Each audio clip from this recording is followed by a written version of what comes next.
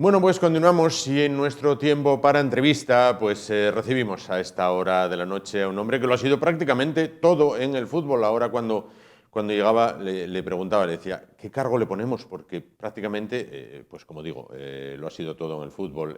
Hablamos con Sabino López, expresidente del Real Oviedo. ¿Qué tal? Buenas noches. Hola, buenas noches. Bueno, pues digo yo que además de abogado, lo ha sido todo prácticamente en el fútbol. Expresidente del Real Oviedo, director general de Las Palmas, presidente del Vegadeo.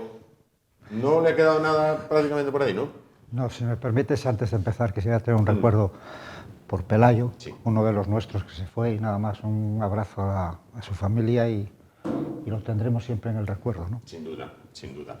Entonces, en cuanto a esto que me planteas, la verdad es que yo en el fútbol lo pasé muy bien, porque estuve en sitios donde se vivía el fútbol de verdad. Empezamos ya con haber jugado a un nivel no muy alto, pero bueno, tuve la suerte de estar en la Juventud Asturiana, en el equipo juvenil que entrenaba Eduardo. Sí, el genio. El genio.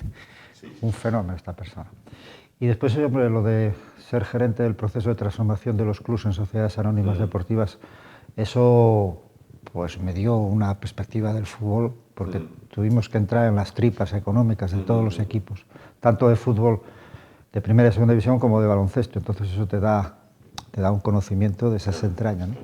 Y después sí, después estuve en el Vegadeo, estuve en la Unión Deportiva Las Palmas, estuve en el Celta 2 veces, y después estuve unos meses de presidente del Real Oviedo, cuando se había instalado una situación un poco complicada, y allí estuvimos. Yo creo que se hizo un trabajo bueno. El Grupo Carso entendía que, nosotros vimos que el Grupo Carso entendía que tenía que haber un nuevo Consejo de Administración. No nos aprobaron las cuentas de un año cuando nos habían dado el visto bueno, y por eso cogimos y dimitimos, ¿no? Entonces, bueno, el Real Oviedo sigue siendo el Real Oviedo. Sin duda. Bueno, y precisamente por ahí empezamos. ¿Cómo ve el Real Oviedo actual? Porque se empezó la Liga con muchísimas expectativas, después de la temporada pasada, que se quedó a un gol de entrar en el ansiado playoff, y este año las cosas... Bueno, desde el punto de vista deportivo, todos tenemos una opinión, y todos tenemos críticas buenas y críticas regulares y malas, ¿no? No hay duda que se empezó como entrenador, que tenía un estilo de fútbol totalmente diferente al actual. Y entonces yo creo que eso se está pagando un poco, ¿no? Porque ves que el entrenador actual hace unas declaraciones diciendo voy a jugar a mi estilo, cambia, y ahora vuelve a decir tenemos que volver a lo sencillo. Entonces yo creo que es un poco esto de haber configurado una plantilla para un entrenador como era Bolo. Ahora tener otro entrenador con otros planteamientos distintos. Sí. Entonces, y tener esa plantilla configurada a la forma de actuar de Boro, entonces yo creo que se está un poco en esto, y por eso a veces tenemos chispazos que vemos, caray, que nos agarramos arriba, y otros que dices, caray, que no nos agarremos abajo. Efectivamente, efectivamente. Entonces, bueno, yo creo que así todo el Oviedo no va a tener problemas, ¿no? Vamos. Esperemos. No, yo creo que no, ¿no? Pero bueno, sí se partía con una ilusión, nuevos propietarios y demás, y se partía con una ilusión.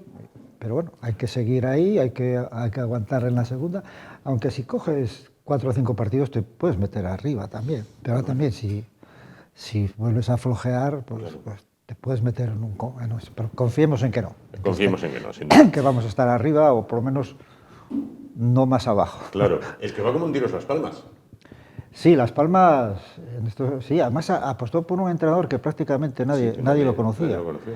Y tiene jugadores de mucha calidad. O sea, yo ves jugar a Las Palmas, y yo creo que con un equipo como con el Cartagena, cuando vino aquí, y la Unión Deportiva Las Palmas son equipos que juegan. El Cartagena no volvió a jugar, pero vamos, cuando juegan aquí, sí. Pero la Unión Deportiva Las Palmas tiene un equipo que juega al fútbol, ¿no? Tiene gente muy buena. Hay un par de chavales ahí que ya están detrás, el Madrid y el Barcelona. Son 2 chavales que van muy bien.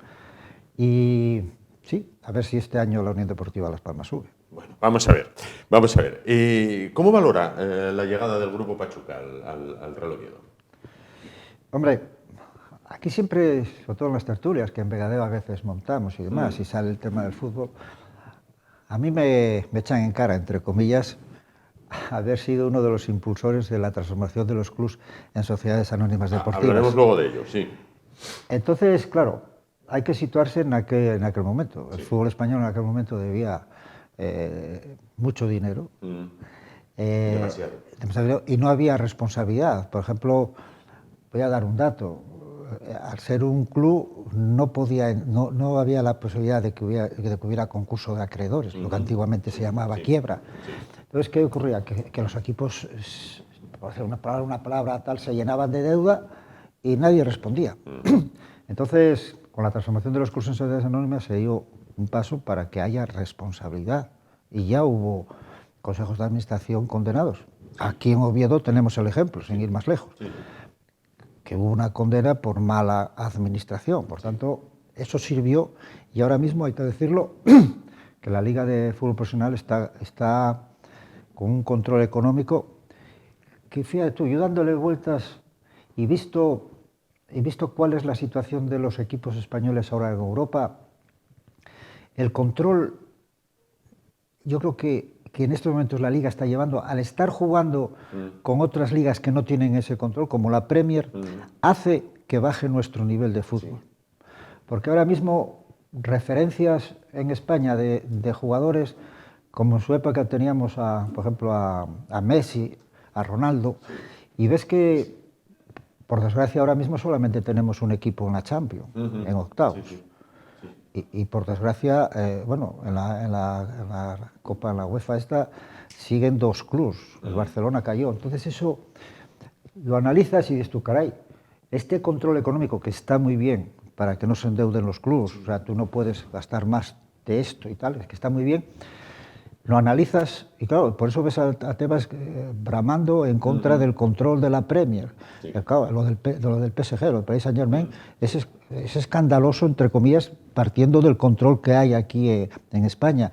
Y eso es una cuestión que yo creo que la Liga tiene que empezar a valorar. Porque claro, sí, si pasas a ser como la Liga belga, claro, entonces perdemos todos, ¿no? El que no, por ejemplo, uno puede ser de Madrid, otro puede ser de Barcelona, otro puede ser, pero del Atleti Madrid, pero lo que interesa es que por lo menos 3 equipos españoles lleguen a cuartos y a semifinales de la Champions. ¿Por qué?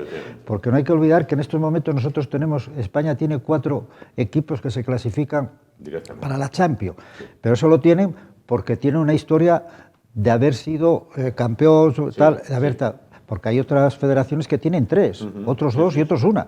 Por tanto, es una cuestión que yo creo que la Liga va a tener que empezar a mirar, pero claro, lo que no puedes competir es en desigualdad de condiciones, mientras que la Premier y la francesa, sobre todo la Premier, que es la que más podemos tener referencia, haya libertad para endeudarse hasta donde se pueden endeudar, y aquí no te puedes endeudar, pues eso yo creo, y eso conlleva que se debiliten los clubes españoles, es un tema que yo creo que se tiene que revisar, ¿no? Dice, cita usted al Paris Saint-Germain, dice Florentino Pérez que son equipos Estado y apuesta por la Superliga. ¿Cómo lo vería usted eso? Mira, yo soy, o sea, ojo, además así lo dije en varios artículos. Yo entiendo lo de la Superliga, lo entiendo. Por ejemplo, es que la Superliga, ojo, pero no la Superliga estilo NBA, porque no es lo mismo. La NBA son unos clubs y de ahí no se mueve nadie. No, una Superliga donde haya ascensos y descensos. La ACB, el baloncesto, tiene una liga europea y no pasó nada. No pasa nada. Entonces, la cuestión esta se reduce a un tema económico. Es decir, los clubs importantes dicen, oiga, yo pongo los artistas, pongo el espectáculo, y el contrato de televisión lo hace usted, UEFA. No, mire, el contrato de televisión lo vamos a hacer nosotros, y nosotros vamos a establecer un sistema de reparto. Y a usted, UEFA, le pagaremos los arbitrajes y las gestiones que pueda tener. Pero el dinero, los que ponemos el espectáculo somos nosotros, y nosotros negociamos.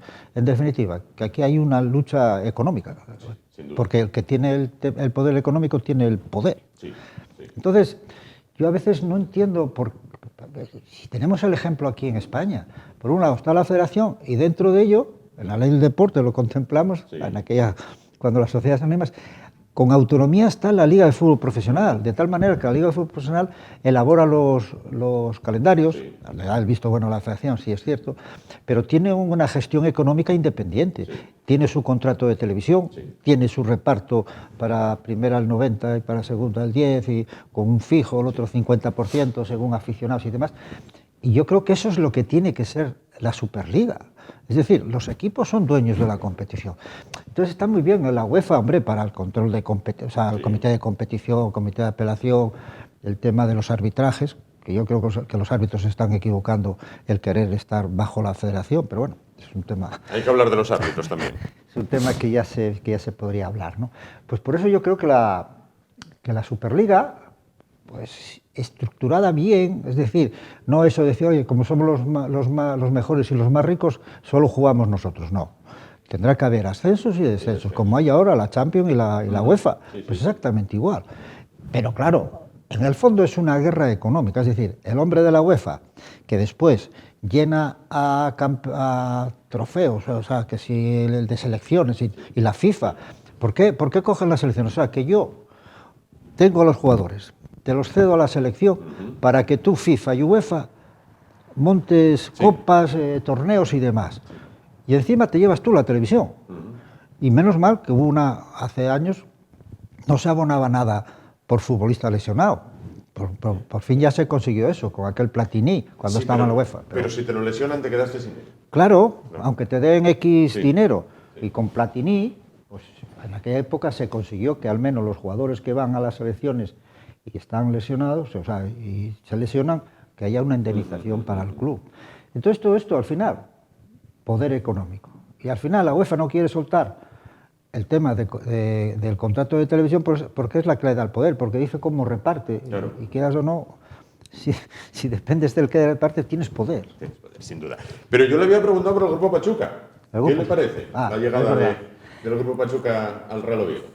Hombre, primero fue una cuestión económica con el Grupo Carso. Yo creo que tienen unos antecedentes buenos, en el sentido de que no son personas que estaban desvinculadas del fútbol. Tienen la academia, tienen la Universidad del Deporte. O sea, yo, por referencias que tengo, bastante directas de cómo funciona Pachuca, con todas las características del fútbol que hay. Porque, por ejemplo, están enfrentados en México por el seleccionador con los dueños del Sporting, o sea, eso es fútbol, o sea, que tampoco hay que ir más allá, ¿no? Pero yo creo que, hombre, por decirlo así gráficamente, pinta bien, ¿no? Pinta bien porque son personas que vienen del mundo del fútbol, ¿no? Y que tienen acciones del mundo del fútbol. Apuestan por una ciudad deportiva, estamos leyendo estos días en la prensa. Mira, aquí en España un equipo, entre comillas, de los modestos, un club de los modestos, entre comillas, es el Villarreal. Bueno, modesto... Bueno, modesto en el sentido... Modesto en historia, esto ¿no? es. Claro. Ya en el sentido de que... y tiene una ciudad deportiva preciosa, preciosa, una ciudad deportiva preciosa y...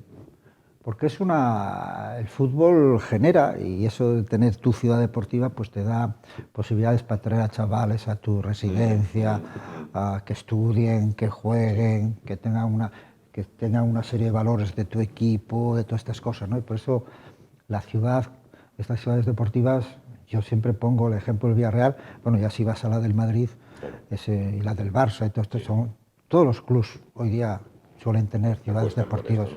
¿Por qué? Bueno, porque dicen, no, bueno, para los jugadores de la cantera. Claro que los jugadores de la cantera, a lo mejor en el primer equipo juegan 2, pero resulta que generaste una serie de situaciones en futbolistas que a la hora de traspasar, o sea, yo creo que eso siempre aspiraron todos los equipos, era lo famoso de la cantera, ¿no? Sí.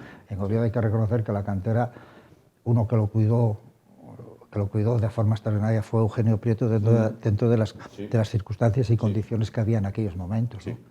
Eugenio Prieto, hay que reconocer que el Real Oviedo podrá criticárselo por no sé qué más, pero hay que reconocerlo que el tema de la cantera fue modélico dentro de las posibilidades que había en aquellos momentos. En aquel momento, ¿no?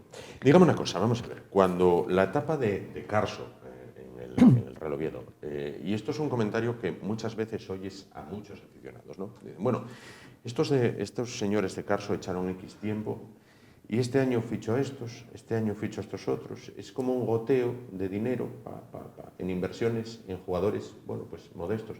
Decían, ¿no hubiera valido más gastar un año en 5 o 6 muy buenos jugadores a golpe de talonario, conseguir el objetivo del ascenso y entonces ya? Es decir, ¿se puede abrir el grifo un año y decir ficho, o eso del límite salarial Claro, te machaca? te machaca porque, por ejemplo, la Liga te dice usted no puede gastar más de 500.000 euros al año, entonces estás condicionado. Aparte que tienes otros 21 equipos que te están haciendo competencia en eso de los fichajes, con otras capacidades en cuanto a poder disponer de dinero diferente a ti, superiores a aquellos que bajan de primera, juegan con ventaja, porque encima de tener una prima de dinero, tienen un salario, o sea, una masa salarial.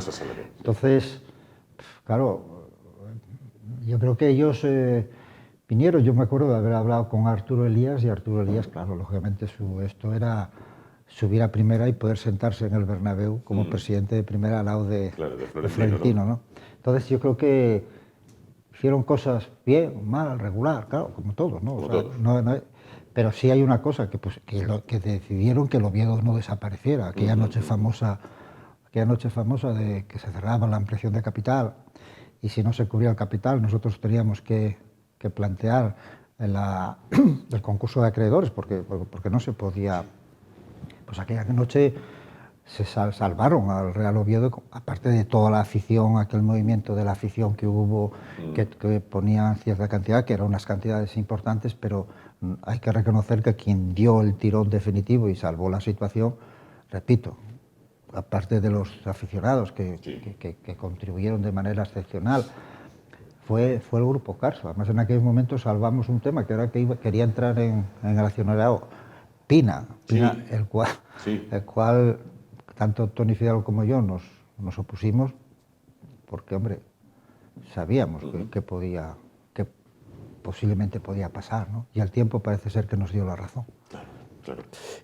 Aquella noche, ¿en qué momento respira? Mira, yo respiro cuando estoy en Vegadeo y me dice Toni, oye, ven para acá que tenemos aquí un tema con Pina, pero tenemos lo otro.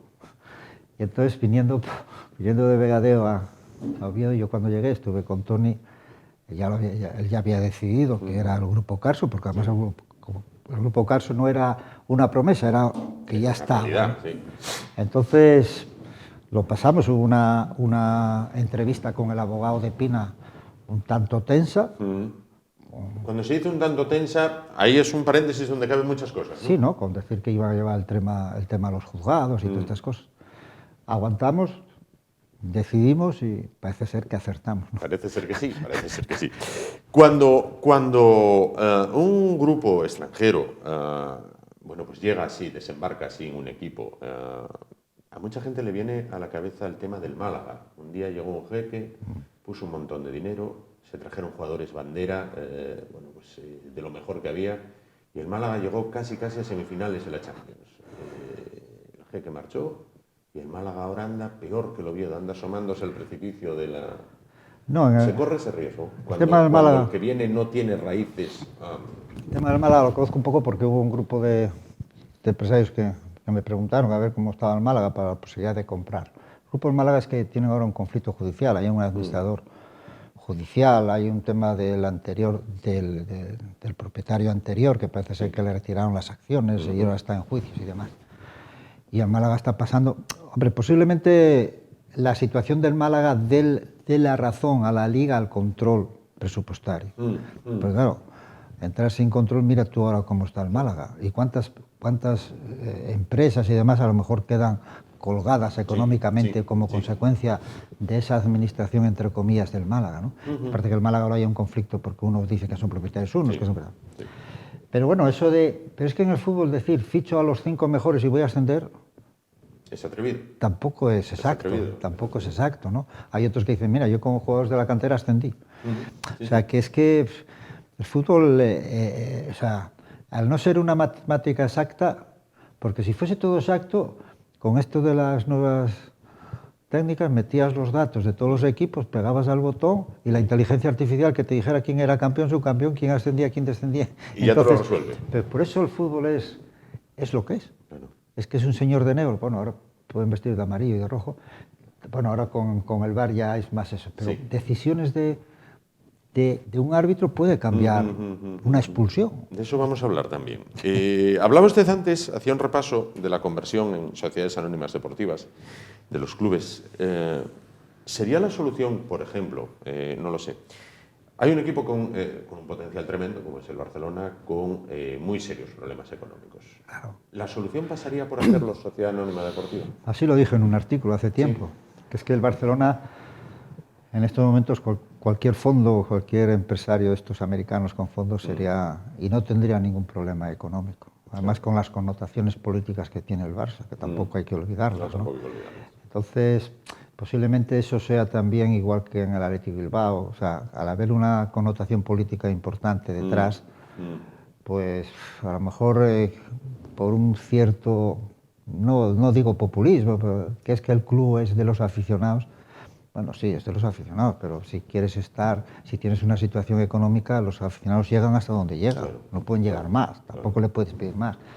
No hay duda que si el Barcelona se convirtiera en sociedad anónima deportiva, que lo puede hacer siempre que tomen el acuerdo en Junta General, estaría solucionada su situación económica, estoy súper seguro, ¿no? Porque cualquier fondo, están ahora mismo comprando equipos de segunda línea en Inglaterra, los fondos. El Barcelona es un potencial para invertir seguro, ¿no? Entonces no tendría, si se convierte en sociedad anónima deportiva, seguro que no tendría ningún problema. Lo que ocurre que posiblemente en el Barcelona en estos momentos esté más pesando el tema político que el tema deportivo, digo en esto, en esto de la transformación o no en sociedad anónima deportiva. Pero no hay duda que cualquier fondo, repito, equipos de segunda línea en la Premier están siendo comprados por fondos americanos con equipos que no tienen, vamos, ni mucho menos la relevancia que tiene el Barcelona, ¿no? Claro. Siguiendo con el Barcelona, cuando Messi anuncia que se va, llorando y esto, dicen, es que ni aunque se hubiera quedado gratis, se hubiera podido quedar. Sí, parece ser que... Mira, yo Messi, hace años, el primer representante que tuvo Messi me llamó porque tenía una deuda con el Barcelona como consecuencia de los primeros contratos que había hecho Messi con el Barcelona. Y fuimos a juicio. Y entonces yo creo que hay jugadores que su entorno los perjudica un montón. Y Messi, el entorno que tenía, no sé cómo tendrá ahora, en aquellos momentos, lo que viví yo, en aquellos momentos con aquella demanda que presentamos en Barcelona, es que era un ambiente malo. O sea, no estabas a gusto en las pocas negociaciones no estabas a gusto, ¿no? Y entonces Messi, claro, es que económicamente a lo mejor el Barcelona ahora no puede por el control financiero y por lo que Messi podría pedir, ¿no?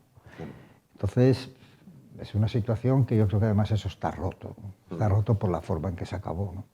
Está roto y no creo yo que Messi, igual, pero no creo que vuelva. Lo único por la familia, que sí parece que estaba muy enraizada en Cataluña y bueno, pero hombre, parece ser que la idea siguiente del Paris Saint-Germain es ir a la liga esta americana o a Emiratos Árabes, Emiratos, ¿no? Por ahí, ¿no? Porque ahí es donde está ahora el destino de todos estos jugadores, figuras, al final de su vida, ¿no? Bueno, cuando hablamos del Barcelona, lamentablemente, en los últimos tiempos hay que hablar de los árbitros. Usted abogó fuertemente por la profesionalización de los árbitros. Sí, mira, nosotros en Asturias, antes de la asamblea de la Federación, era igual que el Congreso de los Diputados. O sea, cada comunidad autónoma teníamos un número para estar en la asamblea. Y en Asturias éramos 5 los que estábamos en la asamblea. Y en los años 80 llevamos una propuesta, yo defendí una propuesta en la asamblea de la Federación, me acuerdo que era en el Hotel Meliá, que decía que los árbitros tenían que ser profesionales, 1, 2, independientes de la Federación. Y nosotros defendía allí que, por ejemplo, una cooperativa X, pues de arbitraje, pues la Federación le hacía un servicio y a los 4 años podían seguir o no, según fuera. Pero principalmente que fueran profesionales. ¿Por qué? Hombre, pues porque los árbitros, después de esto que está saliendo ahora con el tal Negreira, los árbitros estaban en una situación, desde el punto de vista humano, complicado. Es decir, tú estás jugando, tú estás en el Bernabéu, eres el árbitro. Estoy hablando de aquella época. Sí. Y resulta que juegan 11 en un lado y 11 en otro lado, que están percibiendo económicamente unas cantidades que, vamos, estratosféricas en razón a lo que tú, árbitro, percibes. Y al mismo tiempo están en unas sociedades, en unos clubs, con unos presidentes que tienen un nivel social impresionante. Sí. Y entonces, tú allí hay lo que llamaba un entrenador italiano el vasallaje psicológico. Vasallaje psicológico, qué bueno. Es que, claro, quieras o no, eres humano, ¿no? Sí. Y nosotros, incluso nosotros en nuestra propia vida, no es lo mismo ir a un sitio determinado que a otro, no es lo mismo ir a un juzgado de primera instancia que ir al Supremo. Sí. O sea, entonces, había ese vasallaje psicológico que, quieras o no, beneficiabas al grande, que eran Madrid y Barcelona. Y lo beneficiabas y lo tenías más fácil para beneficiarlo. ¿Por qué? Porque tanto el Madrid y el Barcelona deportivamente eran tan superiores que tenías que pitar penaltis a favor del Madrid y Barcelona porque el balón estaba más veces por su superioridad deportiva y menos en su área, por tanto había menos posibilidades de pitar penaltis en contra. O sea, que por tanto eso de los penaltis, pero sí es verdad que se pitaron penaltis de aquella manera, pero bueno, pero no hay duda que también hay que decir esto, ¿no? O sea, un Madrid y un Barcelona está más tiempo en el área de contraria y al revés, en la suya estará menos. Y entonces este árbitro, pues claro que había... Mira, un día me contaba un árbitro en el vestuario del Celta, me decía, mira, porque ya había aquel follón de que si tal, que si beneficiaba. Dice, pero mira, yo puedo salir de Balaídos ovacionado y haber metido un embarque al Celta que no se entera. Dije, coño, ¿cómo es eso? ¿Cómo es eso? Le dije yo, dice, mira, yo pito faltas y faltas a favor del Celta en el centro del campo. Sí. Me hincho a pitar faltas, hasta aquí ya no había VAR, ¿eh? Pero resulta que al equipo contrario le pito un penalti o faltas al borde del área. Y con un par de acciones resuelvo. Y resulta que me van a aplaudir porque continuamente, o sea, cada poco pito una falta en el centro del campo a favor del Celta, pero... Entonces, claro que había situaciones y los árbitros, pues que claro que estaban dentro de ese vasallaje psicológico. En plan de broma se decía que había un árbitro que dio la mano al presidente del Madrid y no la lavó en una semana para decir, oye, mira, di la mano al presidente del Real Madrid. Claro. Y había otro que andaba, un árbitro de aragonés, que andaba con una tarjeta roja en el bolsillo para cuando estaba, decía, mira, con esta tarjeta expulsé a Maradona. O sea, y eso era, hasta cierto punto era lógico. Claro. Era lógico debido a aquellas circunstancias. Y en base a esta lógica, pues claro que salían beneficiados. Y con esto no quieres decir, porque ahora, claro, ahora se rasga, nosotros éramos muy honrados, dicen los árbitros. Pero con esto no dices que no seas honrado, dejes de ser honrado. Estabas bajo la situación de las circunstancias en que tú arbitrabas y estás, quieras o no, bajo el vasallaje psicológico, que no es lo mismo. Pero hay Barçagate, quiero decir, el Barcelona parece claro que pagó a Enrique Negreira unas cantidades por algo que... unos informes verbales que yo estos informes... Mira, hay un árbitro de aquella época, Andújar Oliver, que dice, en estos momentos solo puedo poner la mano en el fuego por mí. Sí. Y lo dice Andújar Oliver, que era árbitro de la época. El Negreira debió ser un cara dura impresionante. Entonces aprovecha, porque sí es verdad que el Barcelona siempre tuvo el complejo, que los árbitros le perjudicaban y beneficiaban al Madrid. Y en base a esto, que ha llegado este listillo, este cara, y que les ha dicho, no os preocupéis, yo, vicepresidente del Comité Técnico de Árbitros, no os preocupéis, que yo velo para que no ocurra e incluso para que venga para este lado. Seguro. Y yo lo que no entiendo, hombre, y dentro de aquel complejo que tenía el Barcelona, de que el Madrid tal, pues le hicieron el contrato. Y después esto lo disfrazaron de decir, no, y daremos cursos a los árbitros de cómo es las reglas de juego y demás. Pero claro, el que tú llegues al Nou Camp, o mejor dicho al hotel, te vaya a buscar el hijo y demás, y que haga un comentario y tal, pues los árbitros aquellos árbitros no era, o sea, en aquel momento no se decía, oye, pita a favor del Barcelona, pero los árbitros que no eran tontos, pues sabían lo que tenían que hacer para subir a primera, lo que tenían que hacer para mantenerse en primera y a quién no tenían que molestar para ser internacional. Claro. Y eso era así. O sea, y no lo pueden negar. O sea, no lo pueden negar. Entonces, el Barcelona y el Negreira este es un cara, Sí. en el sentido de que aprovechó esto. Pero lo que no es muy comprensible es que en la época esta en la que está la lupa sobre el caso, el Barcelona tiene un equipazo que dices, pero qué falta tienes de que los árbitros te ayuden. Si en ese momento puede que tuvieras el mejor equipo de la historia del fútbol o uno de los mejores. Claro, pero es que es la cuestión que a mí me llama la atención, haber llegado con este Negreira de tal manera, por eso, porque tenían ese complejo, porque o sea, Es como el que le vende hielo a los esquimales. Efectivamente. O sea, este árbitro logra venderle hielo a los esquimales. Es que es así, es que fue así.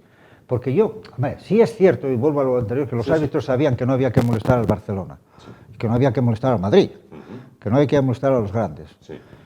Hombre, nosotros lo vivimos en las elecciones a la ¿cómo se llama? A la Federación Española. Joder, el equipo de Villar controlaba a los árbitros y decía lo que tenían que votar. Los árbitros no tenían autonomía. Claro. Por tanto, hombre, yo no digo que, repito, que al árbitro le hayan dicho toma 20 pesetas y pita un penalti, no. Pero sí el árbitro se sabía que si el Barcelona estaba contento con el arbitraje y el Madrid estaba contento con el arbitraje, en aquel momento a lo mejor era más superior dentro de influencia en la federación, era el Barcelona, pues sabía que se mantenía en primera, o que podía ser internacional, o que ascendía de segunda, no, porque no estaba el Barcelona, pero sabía todo eso, y no lo llamaba aquel para decir, oye, pita 3 penaltis, Claro. Pero eso era el ambiente que había, y los propios clubes, mira, y este domingo, el presidente, el entrenador del Almería, habiendo ganado el Barcelona, en la rueda de prensa dice, hombre, todos los clubes queremos, como dijo, satisfacer a los árbitros, estar bien con los árbitros.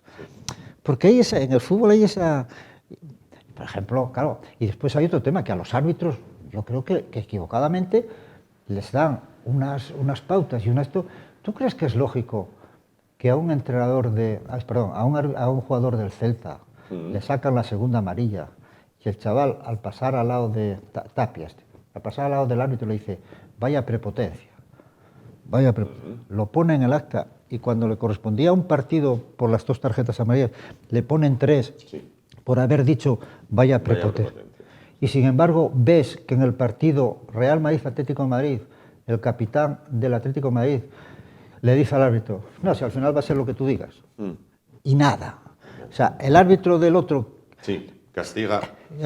Al otro, si en vez de ser Tapia del Celta hubiera sido el jugador del Atlético de Madrid, seguro que no ponía en el acta lo de que es prepotente. Y ahí está el vasallaje psicológico.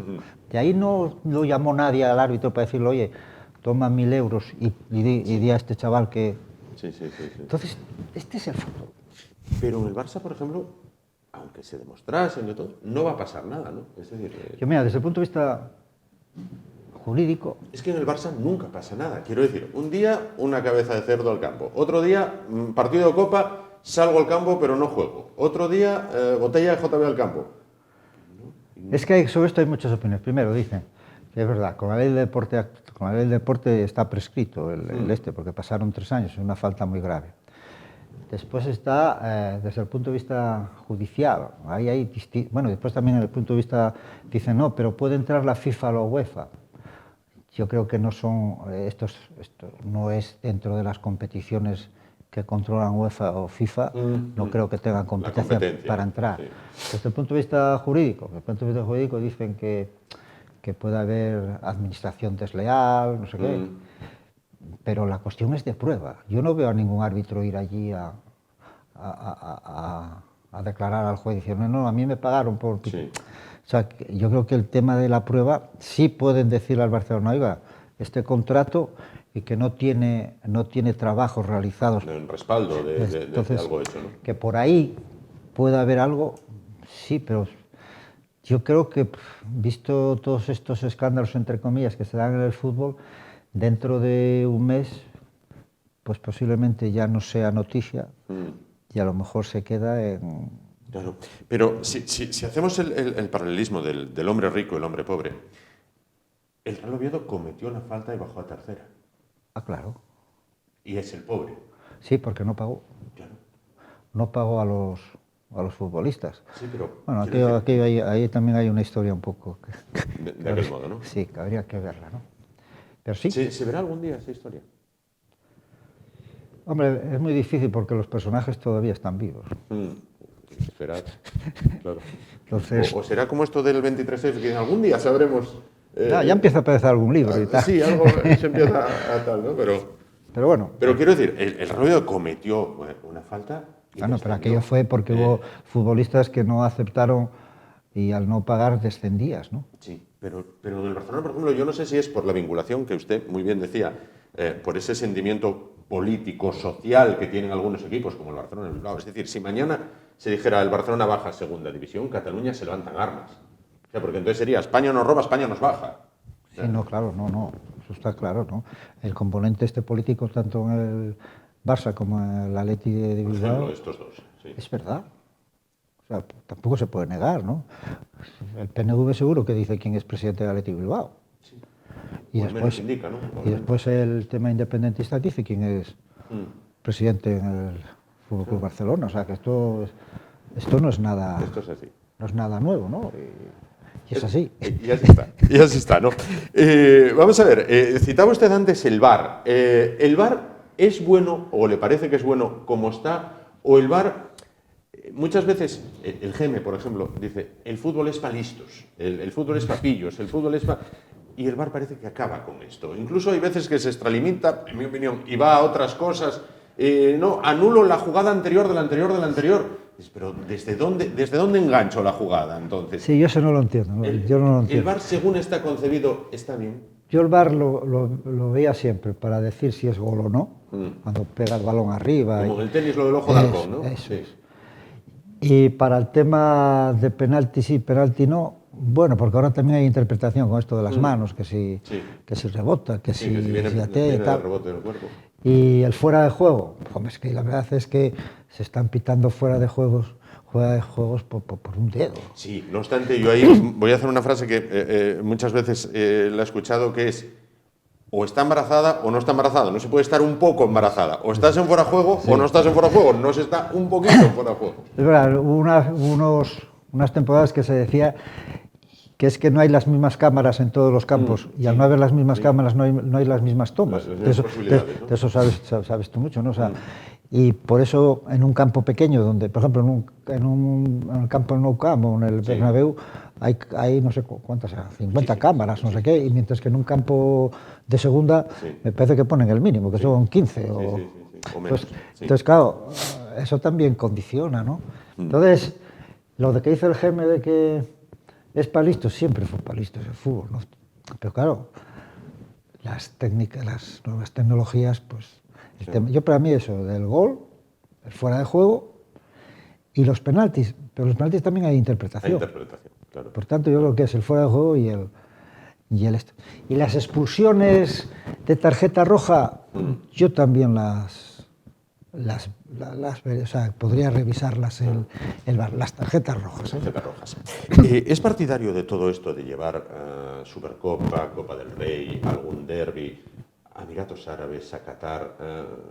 Quiero decir, por ejemplo, hace unos meses recuerdo que se habló de la posibilidad de llevar un Oviedo Sporting o un Sporting Oviedo a México. Bien, vamos a ver. El aficionado del Oviedo o del Sporting en segunda lo que quieren es ver a su equipo en primera. A falta de ver un Madrid o el Barcelona, lo que quieren es ver a su equipo jugar los del Sporting contra el Oviedo, los del Oviedo contra el Sporting. Si encima ese partido me lo llevan a México o a Emiratos Árabes Unidos... Sí, no, ahí empieza a haber la controversia de decir la promoción del fútbol, la Liga Española, llevar partidos fuera y después sale lo que tú planteas de los aficionados. Es decir, oye, que yo pago el recibo al mes, esto al año, y coño, si está el Oviedo Madrid o el Oviedo Barcelona, coño, quiero ver, o el Oviedo Sporting en primera, quiero verlos yo, ¿no? Claro. Pero claro, entonces te dicen la promoción. Ahí está la posición del aficionado y por otro lado está el tema económico de la promoción del fútbol español, ¿no? Yo me inclino que los partidos importantes tienen que jugarse en el campo, sin ir a México o al otro lado. México, a Qatar o a Emiratos. Que hagan si quieren un torneo como torneo de verano, lo que quieran, sí, ¿no? Para promocionar ahí el fútbol, como están haciendo, porque de forma indirecta dicen que no a la Superliga, pero ya se está montando precisamente en América, en las pretemporadas, estos torneos que son la Superliga, casi. Sí, son la Superliga. Entonces, eso sí, pero ahora las competiciones nacionales, yo creo que por un mínimo de respeto al abonado, pues hombre, hay que mantenerlo aquí, creo. ¿Qué le pareció el Mundial? No ya solo en lo deportivo, con la victoria de Argentina, sino bueno, todo lo que fue, todo lo que rodeó. El Mundial, hasta que se celebra, tiene que ser criticado. Yo lo criticaría por la designación. Ahora, una vez que hubo esta designación y que empezó, hay que reconocer que fue aunque nos metieron alguna trampilla que otra, porque los aficionados parece ser que al descanso se iban y ya no había aquellas barridas de las cámaras de televisión, ¿no? Pero hombre, yo creo que haber elegido el sitio no era, o sea, no es bueno, que se puede decir, no, pero es que al llegar allí, claro, lo que no puedes es tener aquí, predicar aquí, como Federación Española, predicar, por ejemplo, llevar a la Supercopa, ¿no?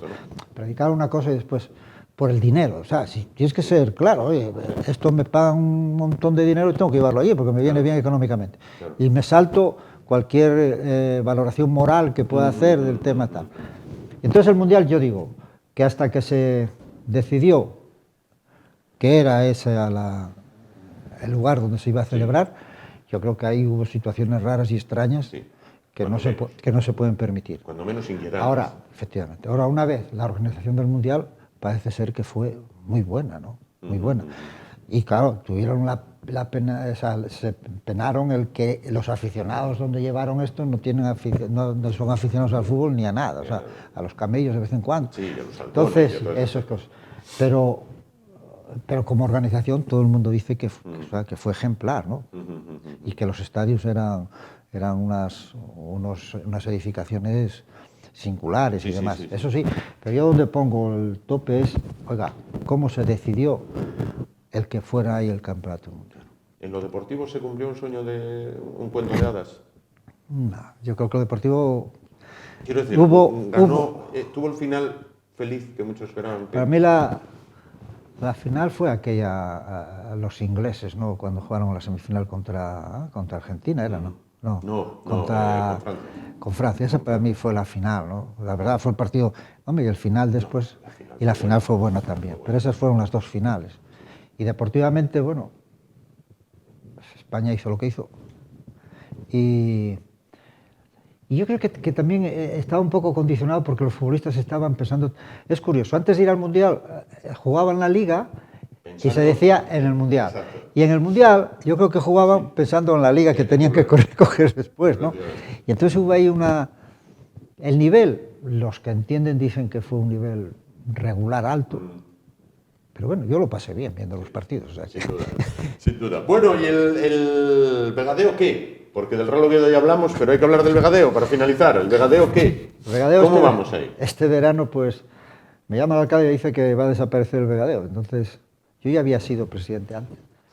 Y, hombre, yo estando en Vegadeo me parecía que el Vegadeo tenía que seguir. Y por eso lo cogimos y ahí estamos.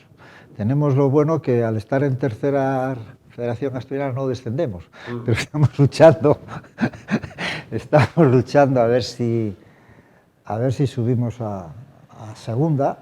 Estamos ahí a ver yo creo que nos podemos clasificar para jugar a la liguilla de ascenso. Y después la pena que tengo es que solamente tenemos alevines y benjamines, ¿no? Que por circunstancias pues no pudimos hacer infantil por tiempo, cadete y juvenil. Sí es cierto que teníamos el cadete prácticamente hecho, pero en el fútbol regional, aficionado, la influencia de los padres y de las madres en muchas ocasiones es perniciosa. Es decir, nosotros teníamos el cadete prácticamente hecho, pero 4 madres, porque es curioso. Mira, cuando hay partidos de infantil, de juveniles y tal, de alevines y benjamines, y en el equipo regional, paso vendiendo rifas. Y veo que, por ejemplo, ahora mismo un equipo, el Aleví, que viene un equipo de Soto el Barco, Sí, sí. o de Pravia. Y es curioso, tú miras, y si hay 15 personas de fuera, Sí. pues 10 son madres o abuelas, Sí. y 5 padres o abuelos. Es decir, que en las categorías inferiores hay más madres, por lo menos de la experiencia que tenemos en que se Vegadeo. percibe más. Eso es. Entonces en Vegadeo teníamos un equipo cadete prácticamente conformado, y de repente 4 madres dijeron que sus niños no jugaban en el Vegadeo, que iban a jugar a no sé dónde, y permítaseme la palabra, nos escoñaron Sí. el equipo cadete. Pero bueno, para el año que viene a ver si por lo menos infantil, para ir ya cogiendo la cadena. Ahí está, y se puede Pero armar bien, equipo. pero bien. Quiero finalizar con una frase que leía de usted que me pareció muy bonita. Decía, la diferencia entre el vestuario del Real Madrid y del Vegadeo son las duchas. Sí. Pero hay los mismos egos. Exactamente los mismos. Sí. Exactamente los mismos. Claro, por ejemplo, en el Vegadeo, pues los veteranos marcan la pauta, o sea, eso es evidente. En el Madrid exactamente igual, o sea, hombre, lo único que claro, el vestuario del Madrid no es el del Vegadeo, ¿no? Pero sí es igual, porque a mí esto fue porque una vez un entrenador del Vegadeo, una persona que hizo mucho por el fútbol en Vegadeo, segundo, me decía, joder, Sabino, él estuvo siempre así, joder, Sabino, me gustaría el vestuario del Oviedo, a ver cómo tal. Dije, mira, fue cuando dije, mira, es exactamente igual que el de aquí del Vegadeo. Lo único que cambia son las duchas. Y bueno, y ahora ya en los vestuarios modernos ya cada uno tiene su cabina y todas estas cosas. Pero es así, ¿no? Por ejemplo, sí es verdad que ahora andan con las tablets y tal, es verdad. Pero yo recuerdo un reportaje que pusieron del Real Madrid, del vestuario del Real Madrid, en una semifinal, una final de la Champions, lo que hacía el vestuario antes de salir, y son los mismos gritos, se dan los mismos gritos que se da en el vestuario del Vegadeo. Venga, chavales, vamos, hay que aguantar los primeros minutos, no vaya a ser que, pero ten cuidado, oye, tú ten cuidado por esa banda y tal, pero arriba, hay que ir arriba, nada, lo mismo. Me tengo una imagen que va y ¿cómo se llamaba? El lateral aquel de pelos del Marcelo. Marcelo le da así detrás a Ronaldo en la cabeza, como diciendo, vamos. O sea, que es igual, y por eso le decía, mira, eso pasa que, claro, el marco es diferente. Sin duda. Sin duda. Pues Sabino López, expresidente del Real Oviedo y prácticamente todo en el fútbol. Muchísimas gracias por estar con nosotros esta noche. Hemos pasado un rato muy agradable. No hay creo duda. que no nos dejamos nada por ahí, ¿no? No hay duda, hablando de fútbol siempre lo pasamos bien, ¿no? Efectivamente. Muchísimas gracias y toda la suerte del mundo para ese Vegadeo. Muchas gracias. Gracias. Un abrazo.